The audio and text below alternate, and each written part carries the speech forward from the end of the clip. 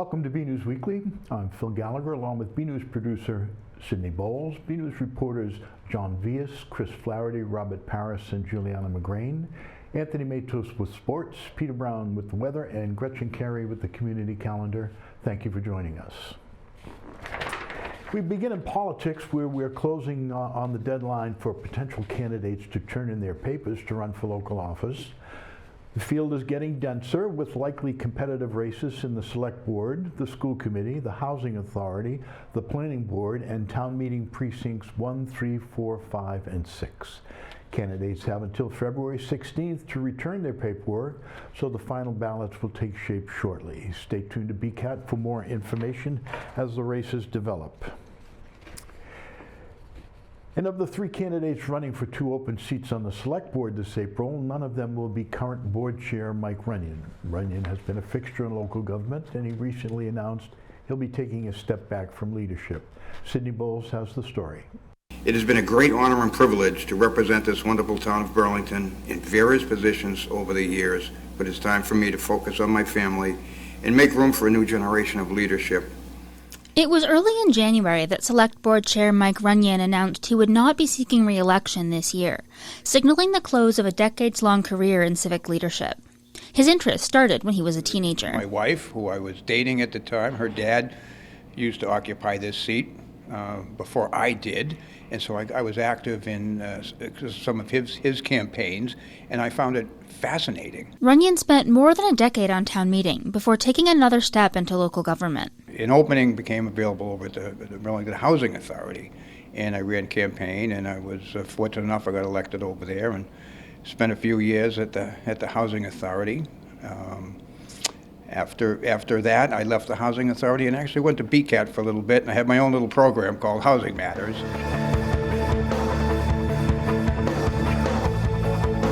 Hi, welcome to the program. Then it was on to a 12-year career on the Select Board. I asked him about his proudest accomplishments. When we implemented the paramedic program at the Burlington Fire Department, was probably the number one most important item during my time here with the Burlington Selectmen. It was a superior level of service that we bring to the community versus what we were doing prior to that. Another thing was when we made that change over to MWRA. Incredibly important, incredibly expensive, the largest public works project Burlington has undertaken in our history. And thirdly, I think the creation of our Economic Development Office, I think is just incredibly important to Burlington's future and our sustainability as being king of the hill in terms of having that strength in our local economy.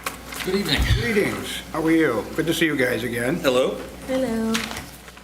Every Monday that I take my seat, I learn something new.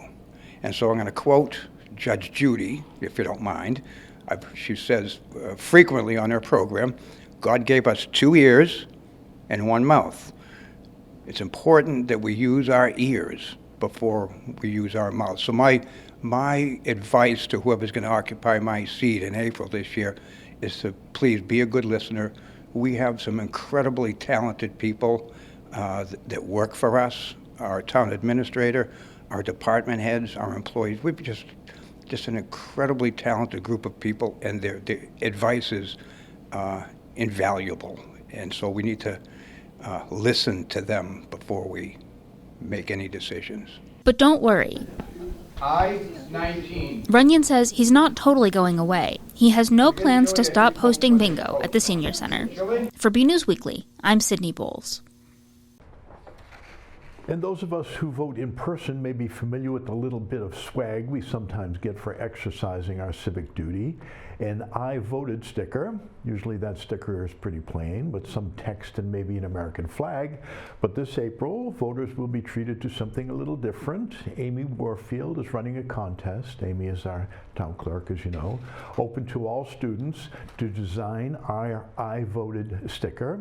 You may be familiar with this kind of project. Previous ones have turned up patriotic imagery, state-specific looks, and occasionally a wild spider creature that somehow captures the zeitgeist. Burlington's contest is encouraging something that captures our town spirit. Anyone with questions about the contest can email Town Clerk Amy Warfield at awarfield@burlington.org. The town of Burlington has received a grant to add 2 more electric vehicle charging stations to the current chargers behind Town Hall. It's part of a state program that aims to increase public access to EV charging across the Commonwealth. The original chargers were installed in 2020, and the town made sure to expand the infrastructure to allow for up to 7 spots in the future. Due to this prep work, there will be minimal excavation to install the current chargers this time around. The total cost of the project is about $40,000, but with 93% paid for by the state, the cost of Burlington will just be $2,600. It was a night of charity, community, and fun over the weekend as the Burlington Area Chamber of Commerce held its annual Black Tie fundraiser. BNEWS reporter Robert Paris takes us there. Hey everyone, I'm BNEWS reporter Robert Paris. We're here at the Cafe Escadrille. As you see behind me, there's some dancing going on because we're at the 6th annual Burlington Area Chamber of Commerce Black Tie Gala benefit.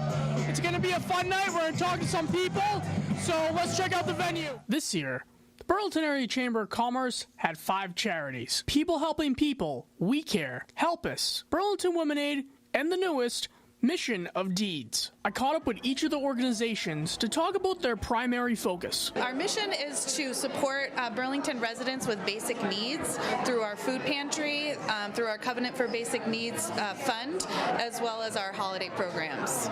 It is to provide financial assistance to women and children and families that are in need. It's to spread kindness, facilitate kindness. That's a major, with acts of kindness actually. We organize events during the year, about 4 or 5 events a year to help families in need. We give gently used furniture, household goods, and brand new beds to people in need. Most are transitioning out of homelessness, and we give all these items to them free of charge. The event wouldn't have been made possible if it wasn't for BACC President Rick Parker and co-chair of the executive committee, Sonia Rollins. It's just really great because the Chamber represents so many things. It represents good business in town. It represents supporting things that are worthy. And seeing everybody here together today and seeing all of the different businesses come together to support good causes actually warms our heart. I couldn't have said it better. Some of the things that go on behind the scenes, the organizations that get involved with charitable endeavors, being down in the food pantry, helping people, load food, delivering furniture from Mission of Deeds. These are the things that make businesses really special here in Burlington, and we're glad to have them all on display tonight. The Herb Chamber Companies was the presenting sponsor for this year's benefit. The Black Tie Gala is such a wonderful event that they put on, and it's to benefit multiple charities within the town of Burlington. And beyond that, the BACC just does a tremendous job supporting the local communities and supporting local businesses. Everyone at the gala was lucky to be a part of this great community with wonderful people and businesses such as the Chamber of Commerce. Businesses want to do right by the community, and the community wants to do right by the business. That parallel that comes together is what has made Burlington so unique. It's incumbent on us as a chamber to continue to drive that home. Good business has to happen in Burlington in order for the charities and the people of Burlington to benefit from that. Well, that's a wrap here from the Burlington Area Chamber of Commerce Black Tie Gala benefit. This is DJ Dave. He's doing great work tonight, and I'm going to sign off here. I'm Robert Paris for BNEWS. We're going to have to spring for a rental for Robert's tuxedo next year. The Burlington Board of Health is looking for participants for their upcoming health fair. The event aims to highlight businesses and organizations that are committed to health, healthcare options, and available resources. The fair is scheduled for May 11th at the Burlington High School. For an application, call 781-270-1955. The most rollicking event of the Burlington social calendar is fast approaching, and that's Senior Prom. That is the Council on Aging's Senior Prom. Seniors will get dolled up in their finest studs for the fine dining, dancing, and the crowning of the prom king and queen. Prom is scheduled for Thursday, April 4th, beginning at 5 p.m. For tickets, see Council on Aging Director Marge Yetman at myetman@burlington.org. We may still be stuck in the winter doldrums, but volunteers are already hard at work on the 4th of July parade. 4th of July Committee Treasurer Christine Kim and Fundraising Manager Nicole Dupuis told BCAT they're planning fundraisers in the coming months and they're raising awareness on social media.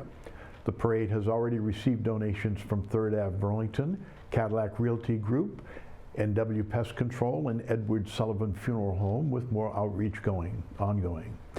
If you're interested in learning more or finding ways to get involved, you can reach the committee at burlington.july4th@gmail.com. A music studio that first opened during the pandemic is getting its feet, or maybe its foot pedals, under it. Chris Flaherty has this story.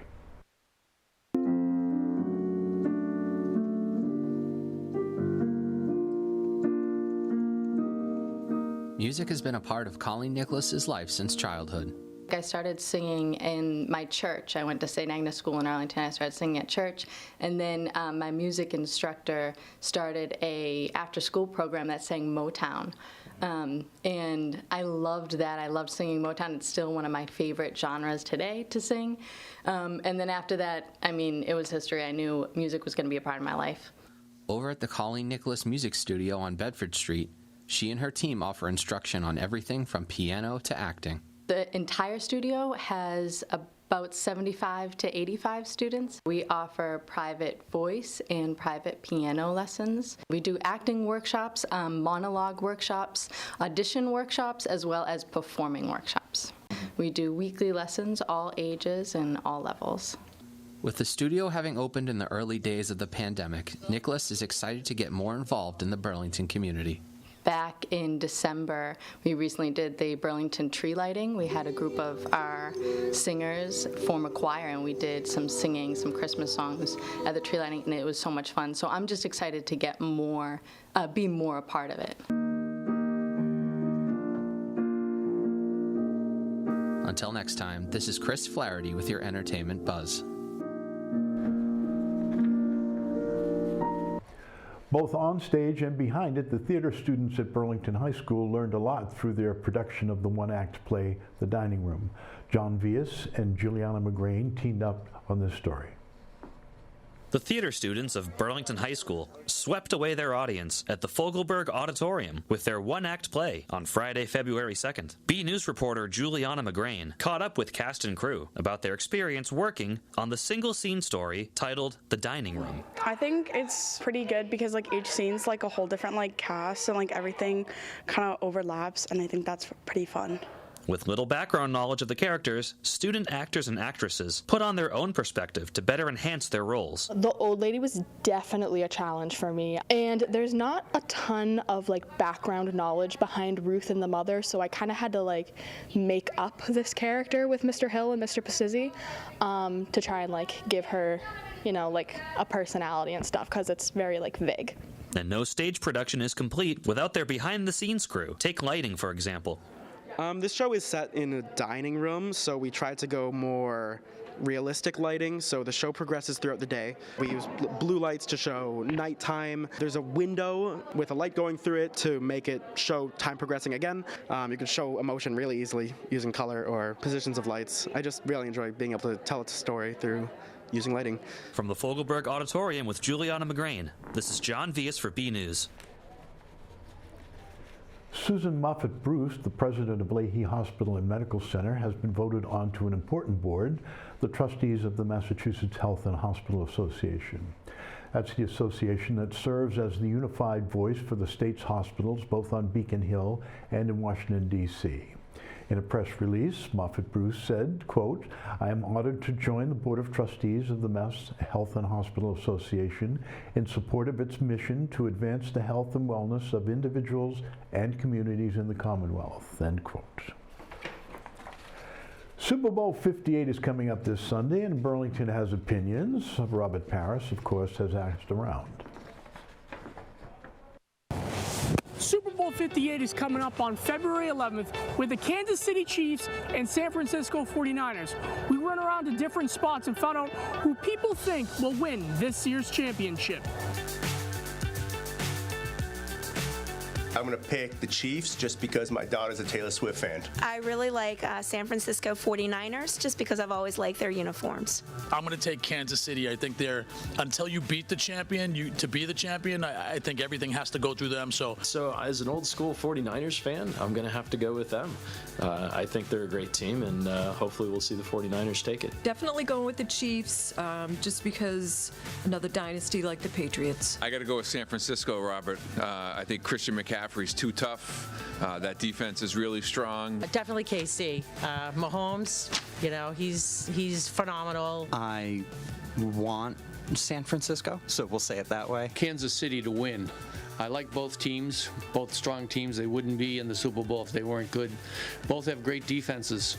I think it comes down to which quarterback plays the best. And I got to tell you, I'm going with San Francisco, down with the Chiefs, down with Pat Mahomes. I'm going with Kansas City, and I think the big difference is going to be Patrick Mahomes. He's just too good. He's the best around. The 49ers. I think Kansas City has had their turns enough lately. Kansas City is going to win because Mahomes is incredible, and of course so is Kelsey. And then of course you've got the Taylor Swift factor. I prefer to see San Francisco win. I'm not a big Kansas City fan, not a big Mahomes fan. KC is excellent, and Pat Mahomes is really good, but I'm going to go with the 49ers. I used to live in San Francisco, and I think they're just too strong with the defense and the offense. Bang, bang, Niner gang for the win. I'm picking the San Francisco 49ers in a battle of the defense. I got 16-10 San Francisco. I like San Fran. I'm going to go with a score 31-27. I'm going with San Fran. I think they're going to pound the ball down their throat, and I'm not going to cheer for Patrick Mahomes to tie Tom Brady with 3 Super Bowls in his first 7 years. San Francisco, I think, ultimately will win it in a tight race there. I don't like the Chiefs, so I'm rooting for the 49ers. That's basically what it is. I cannot wait for this year's Super Bowl between KC and San Fran. I'm sure you can't wait either. So, until next time, I'm Robert Paris.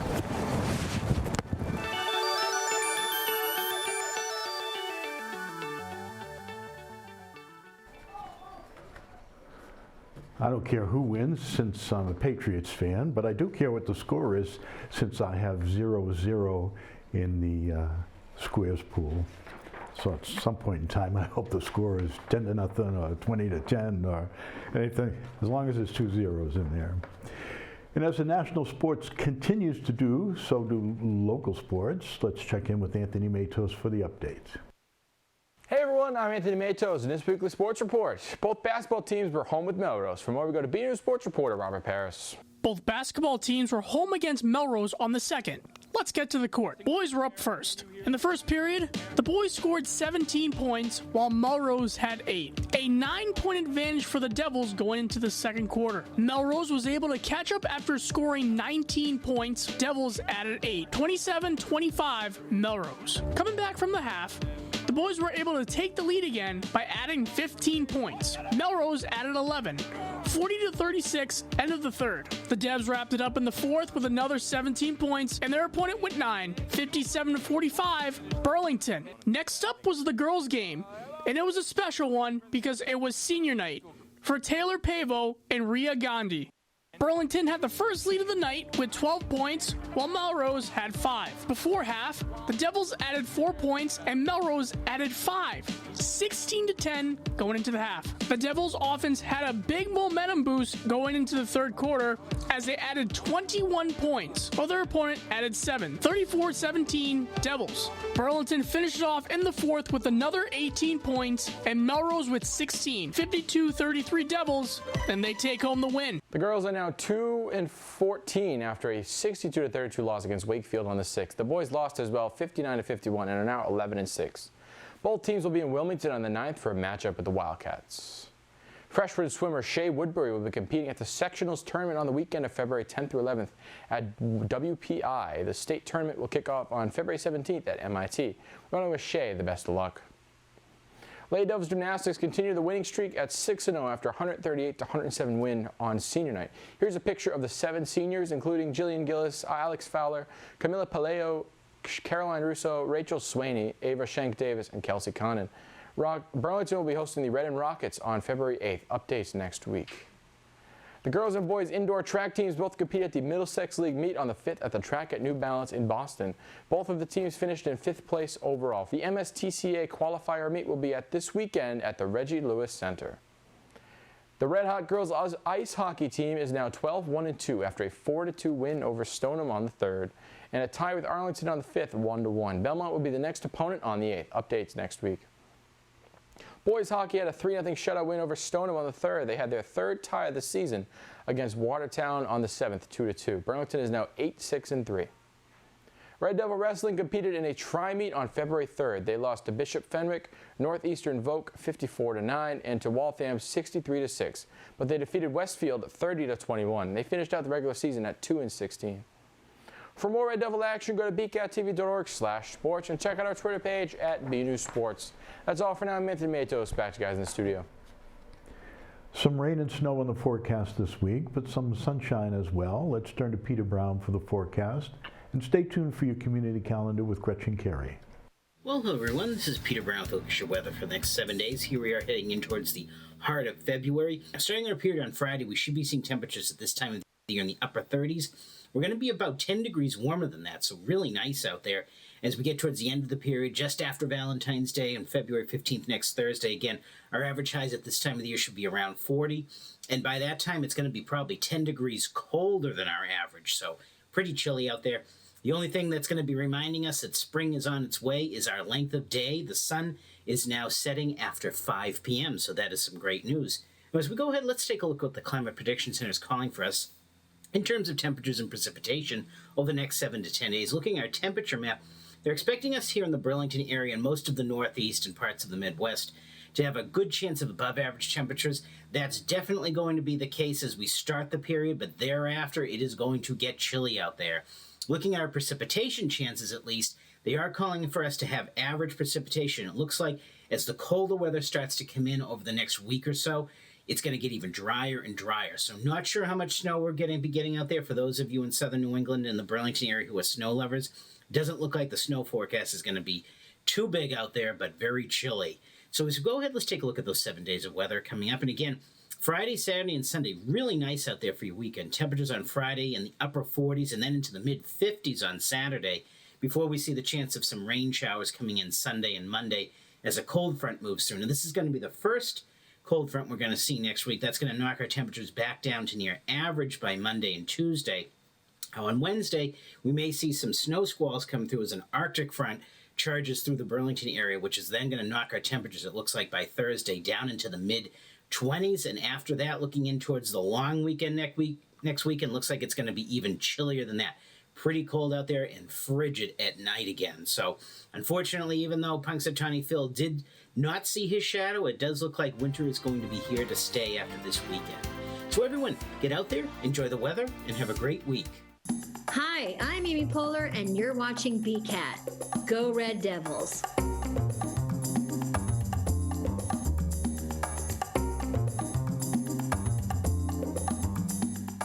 Hey everyone, I'm Gretchen Carey, and this is your Community Calendar. On February 13th from 6:30 to 8 p.m., the Burlington Public Library will be having a friends and family event called The Great Jigsaw Puzzle Race.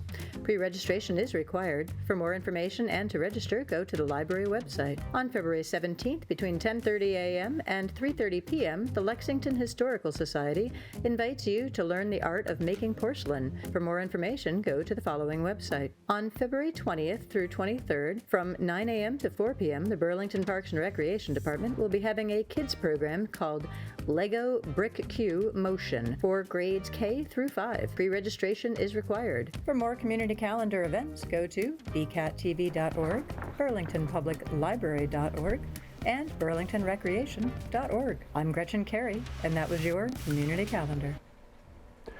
And we're finishing up this week with a photo sent in by a member of the community. Mary Leach shared this photo from not too long ago of a winter wonderland on the town common. Thank you, Mary.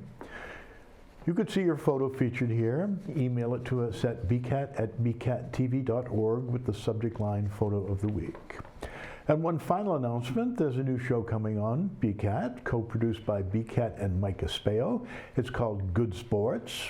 We'll leave you with their Super Bowl predictions, and we'll check back in next week to see how accurate they were. That's our program for this week. Thanks for watching. I'm Phil Gallagher, and we'll see you again next week. Good sports! Hey everyone, I'm Robert Paris. I'm here with my good buddy Mike Espan. We're going to give our Super Bowl picks, MVP, and Swiftie sightings. Absolutely, Robert. My pick is going to be the Kansas City Chiefs, 31-27. MVP is Pat Mahomes, and my Swiftie sightings, I'll go with 12. Wow. I'm going to pick the San Francisco 49ers.